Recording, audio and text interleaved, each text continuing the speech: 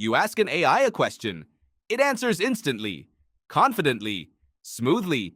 Then you check the answer, and it's wrong. Not a little wrong. Completely invented. A fake date. A fake quote. A scientist who never existed. You call this a hallucination. You assume it's a flaw unique to machines, but the real answer is far stranger. Your brain does the exact same thing every single day, and you never notice. Think about the last time you remembered something from years ago. A birthday party, a fight with a friend, the first day of school. That memory feels solid. It feels like a recording, but it isn't one. It's something your brain built just now while you were thinking about it. And like an AI generating text, your brain filled in the gaps with whatever felt plausible. This is where the story gets uncomfortable. Because if your memories are constructions, not recordings, then how much of your past is actually true? In the 1930s, a British psychologist named Frederick Bartlett ran an experiment that changed how scientists understood memory forever. He read people an unfamiliar folk story, then asked them to recall it days, weeks, even years later. Nobody repeated the story accurately. Instead, each person reshaped it. They smoothed out strange details. They added explanations that weren't there. They made the story make sense to them. Bartlett called this process effort after meaning. Your brain doesn't store facts. It stores fragments, then rebuilds a story around them later, the same way a language model predicts the next plausible word in a sentence. Sit with that for a second. Every time you remember something, you're not retrieving the past. You're rewriting it. This isn't a rare glitch. It happens constantly, and it happens with total confidence. That's the part that should unsettle you. When an AI hallucinates, it doesn't pause and say, "I'm not sure." It states the false information as fact, in the same calm tone it uses for the truth. Your brain works the exact same way. Psychologist Elizabeth Loftus spent decades proving this. In one of her most famous studies, she showed participants a video of a car accident, then asked them how fast the cars were going when they smashed into each other. Other participants were asked the same question, but with the word contacted instead of smashed. The word choice alone changed people's memory of how fast the cars were traveling, and even whether they remembered broken glass at the scene that was never actually there. In a later study, Loftus convinced a portion of participants they had been lost in a shopping mall as a child, an event that never happened. Many of them didn't just believe it. They added details. A blue flannel shirt, an old man who helped them find their way back, a specific feeling of panic rising in their chest. None of it was real, and yet it felt exactly as real as their genuine memories.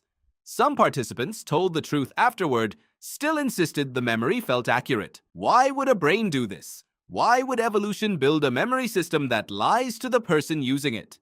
Here's the twist. It isn't lying. It's optimizing.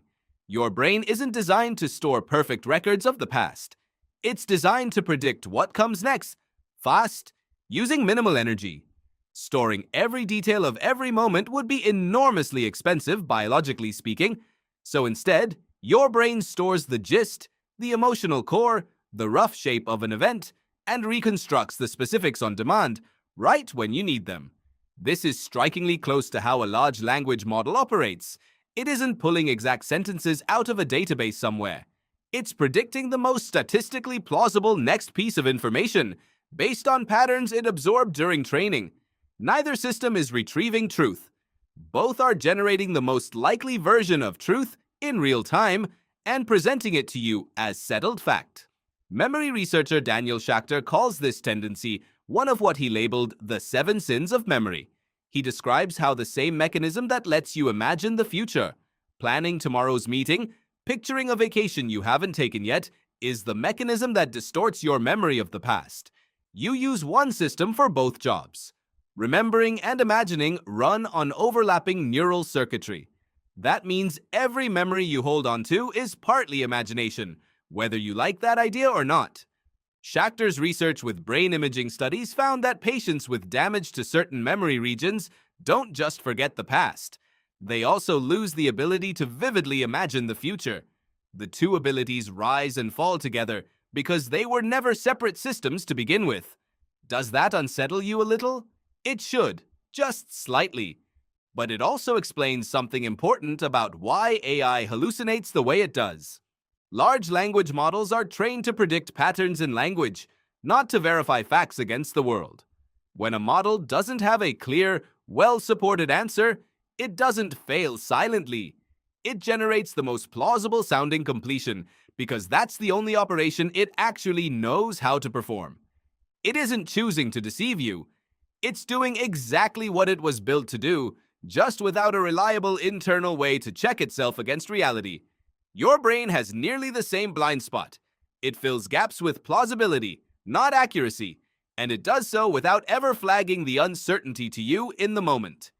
Here's where the comparison gets genuinely strange. Researchers studying eyewitness testimony have repeatedly found that confidence and accuracy are barely connected to each other. A witness who says, "I am absolutely certain," is not meaningfully more likely to be correct than one who says, "I think so, maybe." The feeling of certainty is generated separately from the actual accuracy of the memory itself. AI systems show this same disconnect. A hallucinated answer often arrives with the exact same fluent, confident tone as a correct one, sometimes even more polished. There's no built-in alarm bell in either system that quietly says, "This part might be false. Proceed with caution." So why does any of this matter to you? Sitting here, scrolling through your own memories right now, because you trust your memory more than almost anything else in your life. You build your identity on it. Your grudges, your nostalgia, your sense of who wronged you and who loved you well, all of it rests on a system that was never engineered for perfect accuracy. It was engineered for speed, for emotional relevance, for a plausible story that helps you function today, not for forensic precision about yesterday. Every time you say, "I remember exactly what happened," you're describing a reconstruction with the confidence of a recording. This doesn't mean your memories are worthless. It means they're alive, in a way a recording never could be. They shift slightly every time you revisit them, shaped by your current mood, your current beliefs, the people you've talked to since the event occurred. An old friendship can look different in memory after a falling out, recolored by everything you know now. A childhood home can feel bigger or smaller, depending on who you've become in the years since you left it. Your past isn't fixed behind you, locked in place like a photograph. It's being rewritten quietly, every single day, by the same machinery that's writing your present. Knowing this should change how you treat your own certainty, especially in the moments that matter. Next time you're in an argument and you're absolutely sure you remember exactly what was said, pause for a beat. Not because you're lying to anyone, because your brain might simply be doing what it always does, filling a gap with something plausible and quietly labeling it as fact.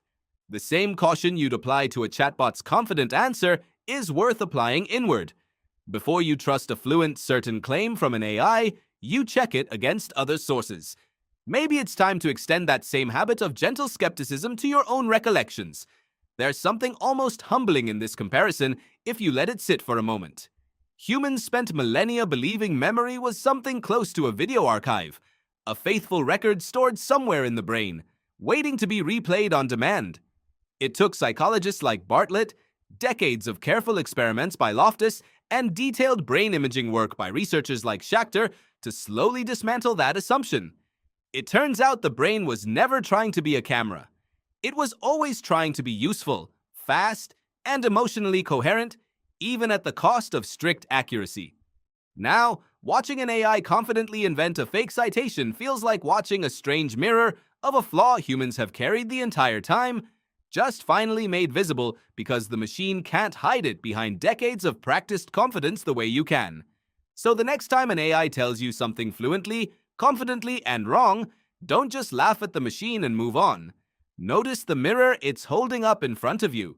Your own mind does this constantly, every time you recall a memory, every time you're certain you're right about something that happened years ago. The machine just makes the process visible, out in the open, because it doesn't have decades of social practice hiding it from you the way your own brain does. You assume the lie was something only machines do. The real answer is far stranger. You've been doing it your entire life, and you simply call it remembering.